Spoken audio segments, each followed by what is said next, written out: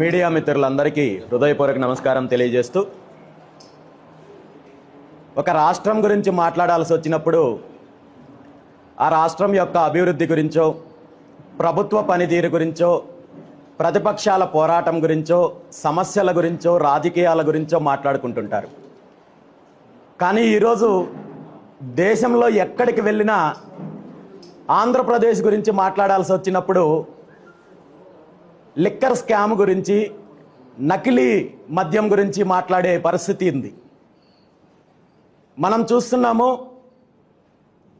గత ప్రభుత్వ హయాంలో కావచ్చు, ఇప్పుడున్న చంద్రబాబు నాయుడు గారి ప్రభుత్వంలో కావచ్చు, గతంలో లిక్కర్ మీద వేల కోట్ల రూపాయలు స్కామ్ జరిగితే ఈరోజు చంద్రబాబు నాయుడు గారి ప్రభుత్వం అధికారంలోకి వచ్చిన తర్వాత నకిలీ మద్యం ద్వారా ఈరోజు రాష్ట్ర ప్రజల జీవితాలతో ఆడుకునే పరిస్థితి వచ్చింది.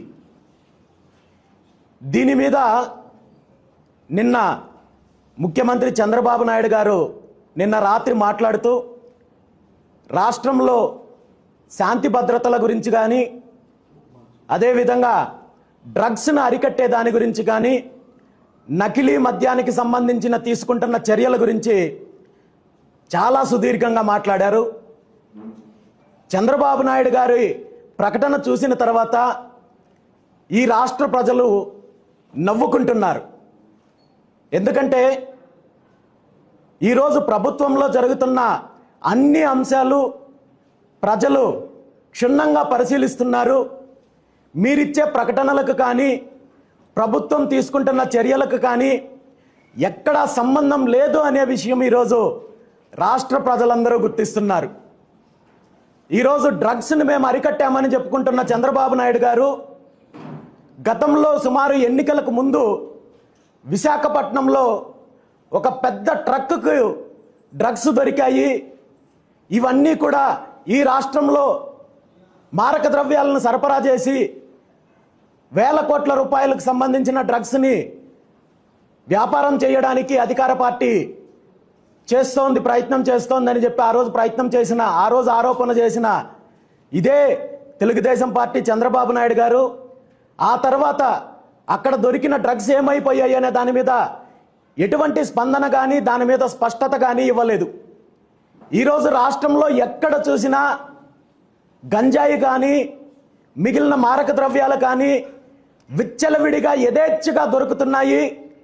చిన్న చిన్న షాపుల్లో ఆయుర్వేదిక్ చాక్లెట్ల పేరుతో ఈరోజు డ్రగ్స్ అమ్ముడుపోతున్నాయి, చిన్నపిల్లలకు డ్రగ్స్ ఇస్తున్నారని చెప్పి మీ పార్టీకి అనుకూలంగా ఉన్న మీడియాల్లోనే వార్తలు వస్తున్నాయి.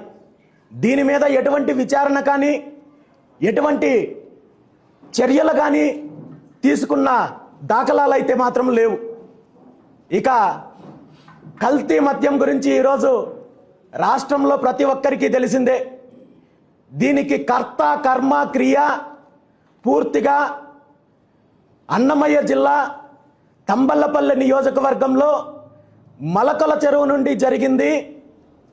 అక్కడ దానికి కారణము అధికార తెలుగుదేశం పార్టీ మలకల చెరువు ఇన్ఛార్జ్ ఎవరైతే ఉన్నారో జయచంద్రారెడ్డి అనే విషయాన్ని ఈరోజు రాష్ట్ర ప్రజలందరూ తెలుసుకున్నారు.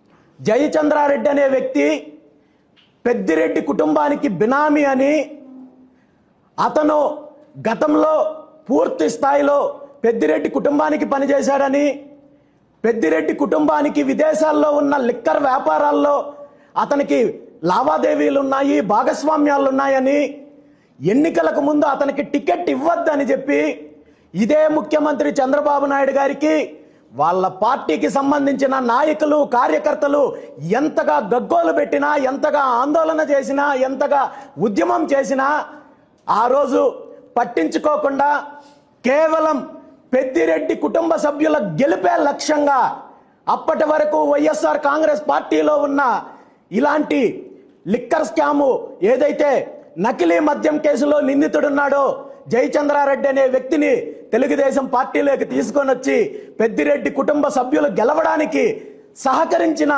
ముఖ్యమంత్రి చంద్రబాబు నాయుడు గారు అధికారంలోకి వచ్చిన 16 నెలల వరకు కూడా అతన్ని ఇన్ఛార్జిగా కొనసాగిస్తూ అక్కడికి సంబంధించిన ఇన్ఛార్జ్ మినిస్టర్ ఎవరైతే ఉన్నారో అతనితో కలిసి నకిలీ మద్యం తయారు చేయడానికి పూర్తి స్థాయిలో సహకరించే కార్యక్రమము చంద్రబాబు నాయుడు గారి ప్రభుత్వం చేసింది.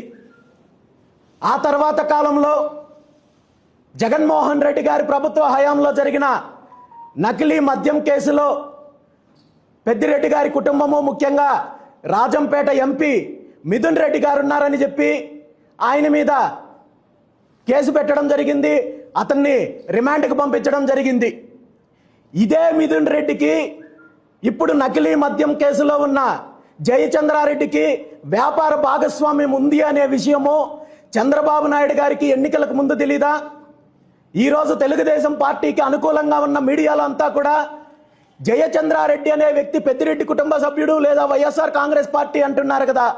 మరి ఎన్నికలకు ముందు అతనికి టికెట్ ఏ ఆధారంతో ఇచ్చారు, దేన్ని బేస్ చేసుకొని ఇచ్చారు, దీని వెనక జరిగిన కుట్ర ఏంటి అనేది కూడా మీరు ఈ రాష్ట్ర ప్రజలకు తెలియజేస్తే బాగుంటుంది తప్ప ఈరోజు మీరు చీకటి ఒప్పందాల ద్వారా ఇలాంటి నీచమైన స్కాములు చేసి దాంట్లో లావాదేవీల్లో తేడా వచ్చినప్పుడు ఈరోజు ఒకరి మీద ఒకరు ఆరోపణలు చేసుకుంటూ లోపల మాత్రం మీరు చీకటి ఒప్పందాలు చేసుకొని ప్రజలను మోసం చేసే కార్యక్రమం చేస్తున్నారంటే ఈ రాష్ట్ర ప్రజలు మీరిచ్చే స్టేట్మెంట్ని చూసి నవ్వుకునే పరిస్థితి వచ్చింది.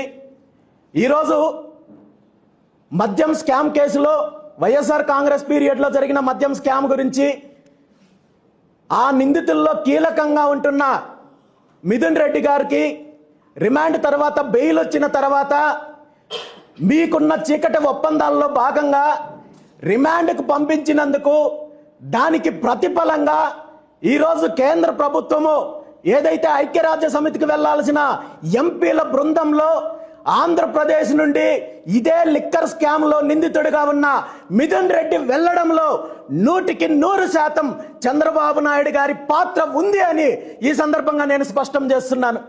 ఎందుకంటే కేంద్ర ప్రభుత్వంలో కీలకంగా ఉంటున్న భాగస్వామిగా ఉంటున్న తెలుగుదేశం పార్టీ యొక్క అభిప్రాయానికి వ్యతిరేకంగా ఆంధ్రప్రదేశ్ రాష్ట్రం నుండి ప్రతిపక్షానికి సంబంధించిన ఒక ఎంపీని ఆ బృందంలో తీసుకునే ప్రసక్తే లేదు.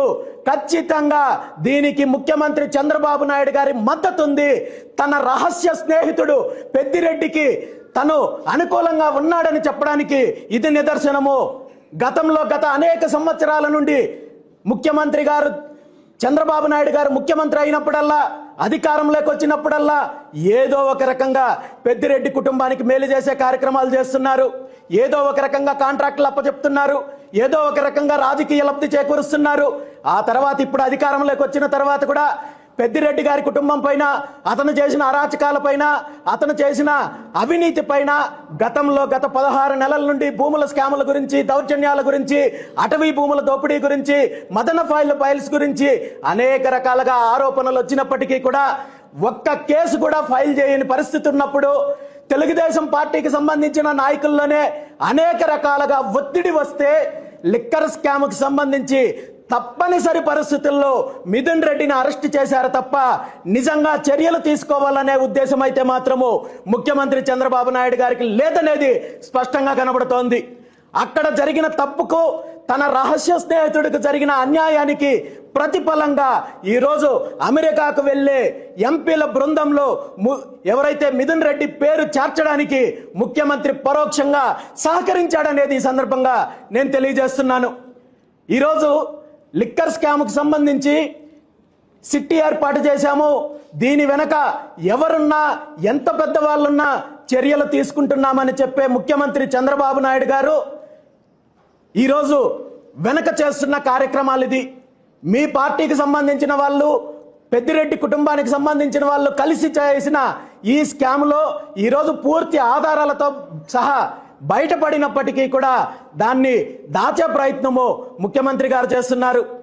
అదేవిధంగా లిక్కర్కి సంబంధించి పూర్తి పారదర్శకంగా ఈరోజు పరిపాలన సాగిస్తున్నామని చెప్పే ముఖ్యమంత్రి చంద్రబాబు నాయుడు గారు మరి గత ప్రభుత్వ హయాంలో ఏవైతే డిస్టిలరీస్ ఉన్నాయో, ఏవైతే ఆనాడు నకిలీ మద్యం తయారు చేశారు, జే బ్రాండ్ మద్యం తయారు చేశారని చెప్పి మీ పార్టీ మీరు ఆరోపణలు చేశారో, మరి ఈ రోజు కూడా అదే కంపెనీలను కొనసాగిస్తూ బ్రాండ్లు మార్చి ఈరోజు ప్రజలను మోసం చేసే కార్యక్రమం చేస్తున్నారంటే దీన్ని నిజంగా ఈ రాష్ట్ర ప్రజలను వంచడం తప్ప మరొకటి కాదు.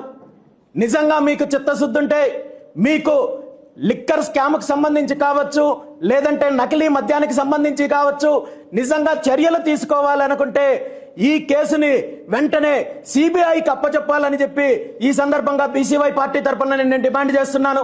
ఎందుకంటే మీరే చెప్తున్నారు ఈ నకిలీ మద్యానికి సంబంధించి విదేశాలకు సంబంధించిన లావాదేవీలు ఉన్నాయి, అక్కడికి సంబంధించిన వ్యవస్థ ద్వారా ఇక్కడ నకిలీ మద్యం తయారు చేశారు, గతంలో కూడా ఈ నకిలీ మద్యం ఉంది, ఇది కేవలము ఒక్క అన్నమయ్య జిల్లాకో మరో ప్రాంతానికో కాదు, రాష్ట్రానికి అంతటికీ కూడా ఈ నకిలీ మద్యం సరఫరా చేశారు, రాష్ట్ర ప్రజల యొక్క ఆరోగ్యంతో ఆడుకున్నారనే విషయాన్ని మీ పార్టీ నాయకులే చెప్తున్నప్పుడు మీరు దీని మీద ఏదో సిట్ ఏర్పాటు చేశాము, మరొకటే ఏర్పాటు చేశామని చెప్పి కంటి తడుపు చర్యలు కాకుండా ఈ సమస్యను, ఈ ఇష్యూను సిబిఐకి అప్పచెప్పాలని చెప్పి ఈ సందర్భంగా డిమాండ్ చేస్తున్నాను.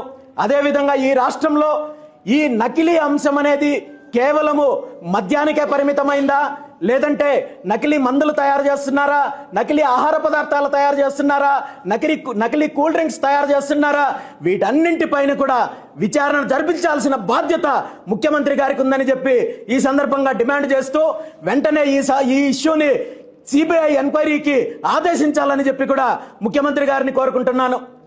ఇక ఈ రాష్ట్రంలో శాంతి భద్రతల గురించి, మిగిలిన అంశాల గురించి, అడ్మినిస్ట్రేషన్ గురించి ఎలా ఉందనేది ఈ రాష్ట్ర ప్రజలందరూ చూస్తున్నారు. మీరిచ్చే స్టేట్మెంట్లు నమ్మే పరిస్థితి లేదు. మరీ ముఖ్యంగా మీరు అధికారంలోకి రావడానికి గతంలో ఇచ్చిన ఏ ఒక్క హామీని పూర్తి స్థాయిలో నిలబెట్టుకునే పరిస్థితి లేదు.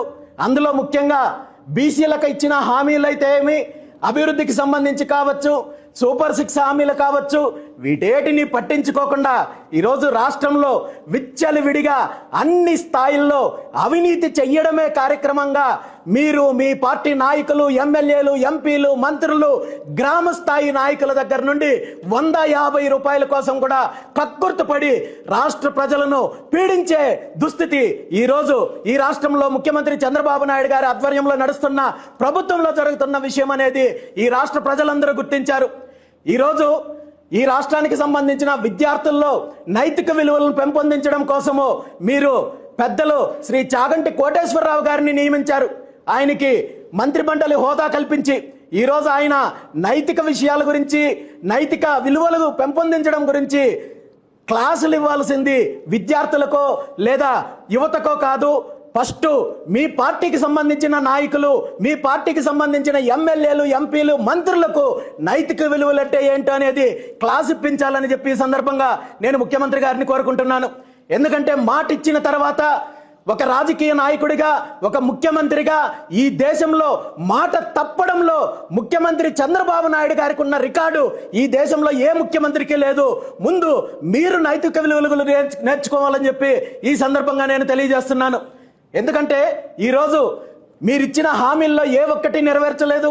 ముఖ్యంగా బీసీలకు రక్షణ చట్టం కల్పిస్తానని చెప్పి మేము అధికారంలోకి వచ్చిన నెల రోజుల్లోపు బీసీలకు రక్షణ చట్టం కల్పిస్తాము, బీసీలను అభివృద్ధి చేస్తాము, బీసీలకు నిధులు కేటాయిస్తామని చెప్పి అనేక రకాలుగా తప్పుడు హామీలు ఇచ్చి ఈరోజు అధికారంలోకి వచ్చిన 16 నెలల్లో ప్రతిరోజు ఏదో ఒక రకంగా బీసీల పైన దాడులు జరుగుతున్నాయి.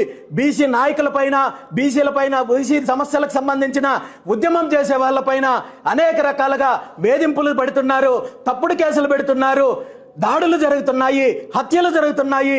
వీటన్నింటినీ పట్టించుకునే పరిస్థితుల్లో ఈరోజు ప్రభుత్వం లేదు. కనీసం మీరు ఇచ్చిన బీసీ రక్షణ చట్టం హామీ కూడా మీకు గుర్తు లేదంటే ఈరోజు గత 1980 నుండి ఇప్పటి వరకు కూడా తెలుగుదేశం పార్టీ ఇచ్చిన ఏ ఒక్క హామీని అధికారంలోకి వచ్చిన తర్వాత నిలబెట్టుకునే ప్రయత్నం చేయలేదు, ముఖ్యంగా బీసీల విషయంలో. ఎందుకంటే 1983లో అధికారంలోకి వచ్చిన తర్వాత తెలుగుదేశం పార్టీ అప్పటి ప్రభుత్వం, అప్పటి ఎన్టీ రామారావు గారు ఏర్పాటు చేసిన మురళీధరన్ కమిషన్ ఇచ్చిన రిపోర్టుని ఇప్పటి వరకు కనీసము బయటకు తీసుకొచ్చే ప్రయత్నం చేయలేదు. ఈ రాష్ట్రంలో ఉన్న ఉమ్మడి ఆంధ్రప్రదేశ్లో ఉన్న బీసీల అభివృద్ధి చెందాలంటే 44% రిజర్వేషన్లు విద్యా, ఉద్యోగాలు, స్థానిక సంస్థల్లో కల్పించాలని చెప్పి 1983లో మీ ప్రభుత్వం నియమించిన మురళీధరన్ కమిషను రిపోర్ట్ ఇస్తే ఈ రోజు వరకు దాన్ని ఆ దిశగా చర్యలు తీసుకునే దిశగా కూడా అడుగులకు ముందుకు వెయ్యలేదంటే బీసీలను మీరు ఎంతగా వంచిస్తున్నారో మీరు ఈ సందర్భంగా ఈ రాష్ట్ర ప్రజలు గుర్తిస్తున్నారు. మీరు చెప్తున్నారు నిన్న 15 సంవత్సరాలు నేను ముఖ్యమంత్రిగా అనుభవం ఉంది, 15 సంవత్సరాలు ప్రతిపక్ష నాయకుడిగా ఉన్నాను, 30 సంవత్సరాల పార్టీ అధ్యక్షుడిగా ఉన్నానని చెప్పి ఈ 30 సంవత్సరాల జీవితం అంతా బీసీలను వంచే కార్యక్రమం చేశారు, రైతులను వంచే కార్యక్రమం చేశారు, మహిళలను వంచే కార్యక్రమం చేశారు, ఈ రాష్ట్ర సంపదని పూర్తి స్థాయిలో దోపిడీ చేసే కార్యక్రమం చేశారు తప్ప ఎక్కడ నిర్మాణాత్మకమైన అభివృద్ధి కోసం కానీ లేదంటే మరో రకంగా కానీ ముఖ్యమంత్రి చంద్రబాబు నాయుడు గారు ప్రయత్నం చేయలేదనే విషయాన్ని ఈ సందర్భంగా తెలియజేస్తున్నాను. ఈరోజు గతంలో బ్రిజేంద్ర కుమార్ కమిషన్ లాంటి వారు ఇచ్చిన తప్పుడు తీర్పు వల్ల కర్ణాటక ప్రభుత్వము ఆల్మట్టి డ్యామ్ను ఎత్తు పెంచి ఈ రాష్ట్రానికి ఈ రాష్ట్ర రైతాంగానికి అన్యాయం చేస్తుంటే ఇప్పటి వరకు దాని మీద చర్యలు తీసుకోవడం లేదు. రైతుల భూములను బలవంతంగా లాక్కుంటున్నారు, తీర ప్రాంతంలో ఉన్న భూములను బలవంతంగా లాక్కుంటున్నారు, మత్స్యకారులను ఇబ్బంది పెడుతున్నారు, మహిళల పైన దాడులు జరుగుతుంటే దాని మీద చర్యలు తీసుకునే పరిస్థితి లేదు. మరి ముఖ్యంగా బీసీలకు సంబంధించి ఏ ఒక్క సమస్య పరిష్కరించే దిశగా ముఖ్యమంత్రి చంద్రబాబు నాయుడు గారికి చిత్తశుద్ధి లేకుండా ఈరోజు దోపిడీనే లక్ష్యంగా ఈరోజు ప్రభుత్వం కొనసాగించే ప్రయత్నం చేస్తున్నారు. ఈ సందర్భంగా ముఖ్యమంత్రి చంద్రబాబు నాయుడు గారికి నేను ఒక్కటే తెలియజేస్తున్నాను, మీరు ఏదైతే గతంలో హామీ ఇచ్చారో బీసీలకు రక్షణ చట్టం కల్పిస్తానని చెప్పి దాన్ని వెంటనే అమలు చేయాలని చెప్పి ఈ సందర్భంగా మరొకసారి డిమాండ్ చేస్తున్నాను. అదేవిధంగా రాబోయే స్థానిక సంస్థల ఎన్నికల్లో బీసీలకు అన్ని స్థాయిల్లో 44% రిజర్వేషన్ కల్పించాలని చెప్పి ఈ సందర్భంగా బీసీవై పార్టీ తరఫున డిమాండ్ చేస్తున్నాము. మనం పక్కన తెలుగు రాష్ట్రమైన తెలంగాణ రాష్ట్రంలో చూసాము, అక్కడ ప్రభుత్వము బీసీలకు 42% రిజర్వేషన్లు కల్పిస్తామని చెప్పి ఒక తప్పుడు హామీతో దీనిపైన ఒక కుట్ర పన్ని ఎన్నికలు జరగకుండా అడ్డుకోవడంతో పాటు బీసీలను వంచే కార్యక్రమం చేశారు. అలాంటి ప్రయత్నమే ఆంధ్రప్రదేశ్లో కూడా జరిగే ప్రయత్నం చేస్తున్నారు. కాబట్టే చెప్తున్నాను, స్థానిక సంస్థల ఎన్నికలకు ముందే బీసీల రిజర్వేషన్లకు సంబంధించి అదేవిధంగా సమగ్ర కులగణన గురించి ముఖ్యమంత్రి చంద్రబాబు నాయుడు గారు స్పష్టమైన ప్రకటన చేయాలి. మీరు సమగ్ర కులగణన చేపట్టి బీసీలకు 44% రిజర్వేషన్లు అమలు చేసిన తర్వాతే స్థానిక సంస్థలకు ఎన్నికలకు వెళ్ళాలి తప్ప మరో రకంగా బీసీలను వంచే ప్రయత్నం చేస్తే ఈ రాష్ట్రంలో బీసీలతో కలిసి ఉద్యమం చేయడానికి బీసీవై పార్టీ సిద్ధంగా ఉంది. బీసీలకు సంబంధించిన సమస్యలపైన అదేవిధంగా సమగ్ర కులగణనకు సంబంధించి కావచ్చు, 44% రిజర్వేషన్ల అంశంకు సంబంధించి కావచ్చు, తొందరలోనే బీసీవై పార్టీ ఆధ్వర్యంలో రాష్ట్ర స్థాయి చర్చా వేదిక బీసీ నాయకులు అన్ని కుల సంఘాల నాయకులతో కలిసి చర్చా వేదిక ఏర్పాటు చేయబోతున్నాము. ఖచ్చితంగా ప్రభుత్వం ఈ విషయంలో నిర్ణయం తీసుకొని న్యాయం చేసేంత వరకు కూడా బీసీవై పార్టీ పోరాటం చేస్తుంది. ఏది ఏమైనా ఈ రాష్ట్రంలో గత ప్రభుత్వంలో ఏదైతే అవినీతి జరిగిందో, ఏదైతే అరాచకాలు జరిగాయో దానికి 10 రెట్లు ఈరోజు కూటమి ప్రభుత్వం చంద్రబాబు నాయుడు గారి ప్రభుత్వం కొనసాగిస్తోంది తప్ప ఈ రాష్ట్రంలో ఏ వర్గానికి న్యాయం జరగడం లేదు. కాబట్టి ఈ రాష్ట్రంలో ప్రత్యామ్నాయ రాజకీయం కావాలి అనే ఉద్దేశంతో ఈరోజు బీసీవై పార్టీ మహిళల తరపున, యువత తరపున, రైతుల తరపున అదేవిధంగా బీసీల తరపున పోరాటం చేయడానికి సిద్ధంగా ఉంది. మీరు ఎన్ని వేధింపులు చేసినా, ఎన్ని తప్పుడు కేసులు పెట్టినా, ఎన్ని ఇబ్బందులు పెట్టినా ఈ పోరాటంలో వెనకడుగు వేసే ప్రసక్తే లేదని చెప్పి ఈ సందర్భంగా తెలియజేస్తున్నాను. Thank you very much.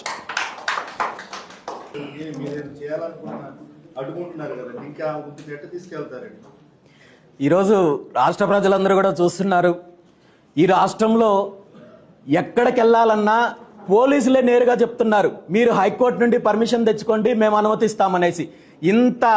ఇలాంటి నీచమైన సంస్కృతి, ఇలాంటి నీచమైన దుస్థితి కేవలం ఆంధ్రప్రదేశ్ చరిత్రలో కాదు, ఈ భారతదేశంలో ఎక్కడా లేదు. రాష్ట్ర ప్రజలు దీని అందరినీ గమనిస్తున్నారు. ఖచ్చితంగా దీని మీద రాబోయే రోజుల్లో పోరాటం చేయడానికైతే మాత్రం బీసీవై పార్టీ సిద్ధంగా ఉంది.